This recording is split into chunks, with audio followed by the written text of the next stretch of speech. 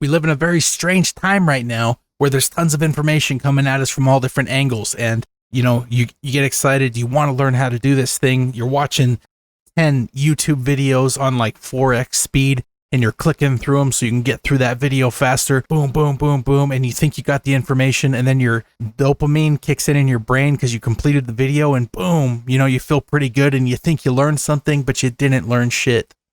Slow down. Sit down, get a cup of tea, and absorb something for a few minutes. Turn off all the other distractions. And this is not for everybody. Hey, man, if this is kind of just something going on in the background, if you already know this stuff, you're working on something else, I do that too. But I'm here to give you the best information possible in the clearest way possible. So that's why I'm saying this. If you really want to learn this stuff, stop. Turn it to regular speed. I promise you that extra 5 minutes that you think that you lost from slowing it down to normal speed and just being present and learning one thing at a time. If you can learn that, and it's like a superpower these days because nobody can do this. If you can do that, you will retain the information better. You watch the video, you pause it, you practice it, come back and check it, do it again.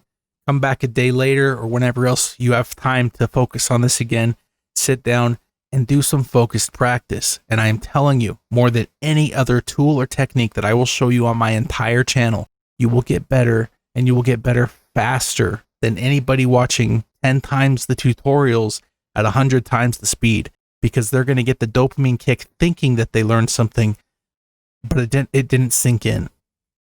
All right.